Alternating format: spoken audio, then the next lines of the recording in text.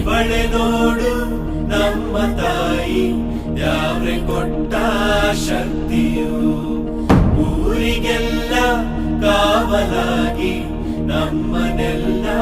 ಹೊರೆವಳು ಅನ್ನ ನೀಡಿ ಸಲಹು ತಾಯಿ ಕೈಯ ಹಿಡಿದು ನಡೆಸೋ ದೇವಿ ಇವಳೇ ಅನುಷ್ಕಾ ದೇವಿ ರಾಣಿ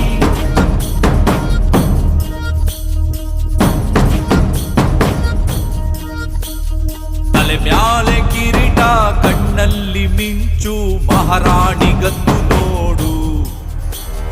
ಕತ್ತಿಯ ತೆಗೆದು ಸಿಡಿದೆದ್ದು ನಿಂತರೆ ದುಷ್ಟರ ಸಂಹಾರ